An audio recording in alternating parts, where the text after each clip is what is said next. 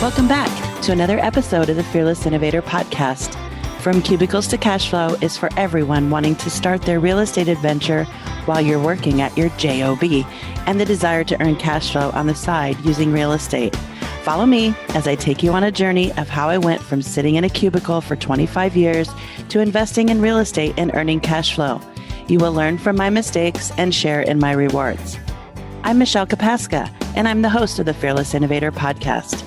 I've been investing in real estate since 2000, and I might just know a little bit about quitting your job and becoming a full-time real estate investor.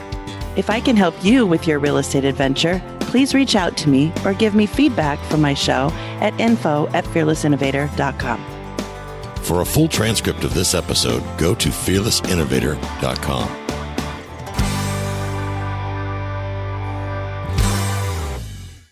Welcome back.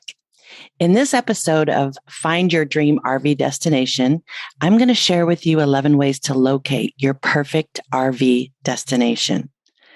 When my mom and dad decided in the 90s to get their first camper, back then they weren't called RVs, they wanted to come to Florida for the month of February to visit me because it was my birthday month. The only source for locating a campground was to use the Yellow Pages. Or their other option was for me to go drive around and find one. Dad had predetermined that he wanted to be in the Zephyrhills area. My dad was very resourceful and had done his homework. He had already learned that there were several parks in that area. The rest was up to me. So one weekend, I drove up to Zephyrhills, and I bet I stopped at 6 different parks.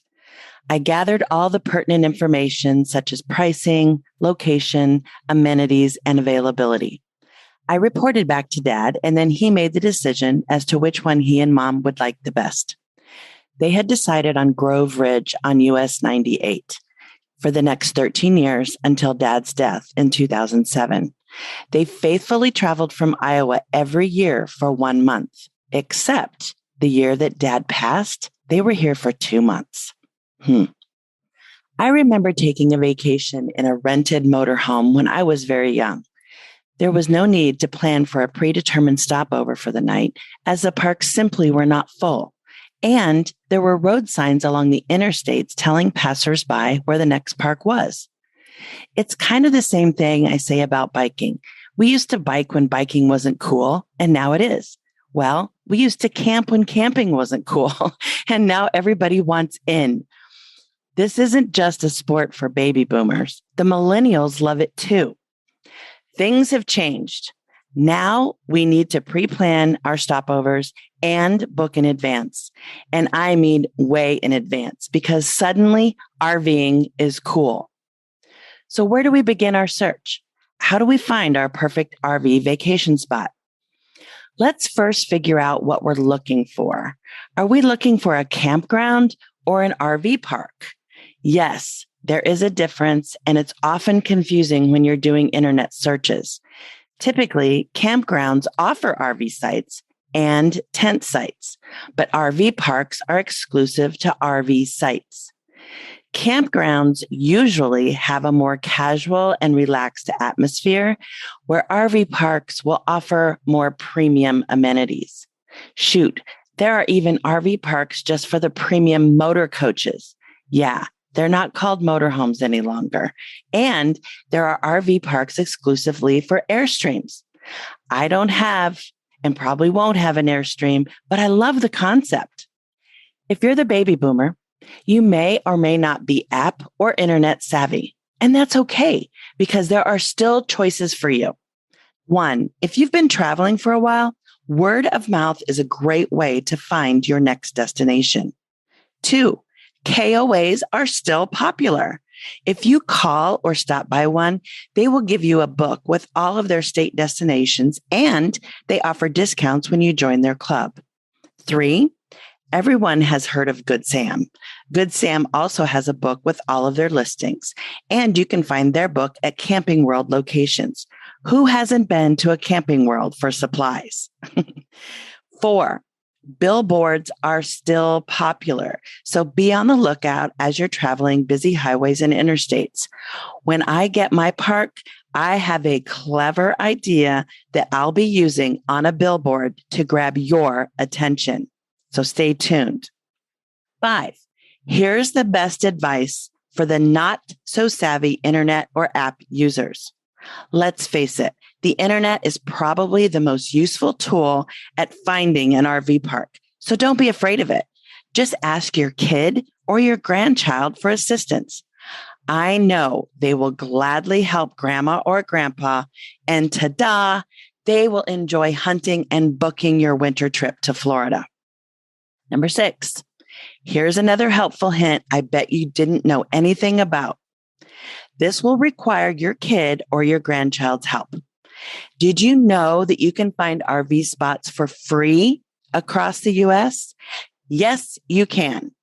Have Susie go look up www.boondockerswelcome.com.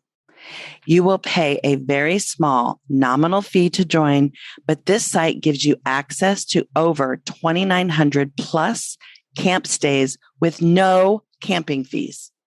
The best part is you'll get to stay for one night free of charge at cool places like wineries, someone's farm stay, or perhaps someone's beachfront property with an awesome sunset view. I know you're saying, what's the catch, right? There is no catch. It's true that if you stay at a winery for one night, you may indulge and purchase a glass of wine, or maybe the farm stay offers you homemade soaps that you can purchase for a nominal fee. You will meet amazing, gracious people across the U.S. This option will require you to pre-plan your trip across the U.S., as I'm sure most of these places stay busy. So plan ahead. I'm planning on doing this at my farm. I won't be selling anything yet, so it's a complete free stay, but you'll need to deal with 2 friendly Iowans that love entertaining.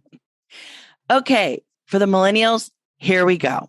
It's all about the internet and apps for you because you like glamping or glamorous style of camping, which means you want all of the amenities like electric, water, etc., while sleeping in luxury, but still enjoying the outdoorsy feel. Glamping site locations can often be found on RV sites. Here are several types of glamping. Perhaps you want to find a teepee stay or a tiny homestay. These are typically individuals that place a teepee or a tiny home on their property and offer a stay for a nightly fee. There are also tiny home developments popping up all over the country. And I haven't really located one because I haven't looked for tiny homes at a daily rate. I usually see people living in them. Here are a few of my favorite sites. Number 7, CampSpot. CampSpot offers RV sites as well as glamping sites. Number 8, Campendium. You can find caravan parks or unique RV camping sites. Number 9, HipCamp offers outdoor stays, cabins, RV parks, and glamping. Number 10 is Airbnb and VRBO. They both offer unique glamping stays as well as unique camping stays. Number 11, GoRVing.com. You can find tiny homes, bungalows, RV spots, and fish camps. There you have it, folks. I just laid out part of my marketing strategy for when I get my park. One day soon, you will see my park on these sites. I hope you found this information useful. If you know of another site or information that I missed, I would be interested in adding it to my list. Please reach out to me at info@fearlessinnovator.com. Catch me later. Thank you for listening today. I hope you enjoyed the show. If I can help you invest in your future, reach out to me at fearlessinnovator.com. Catch me later.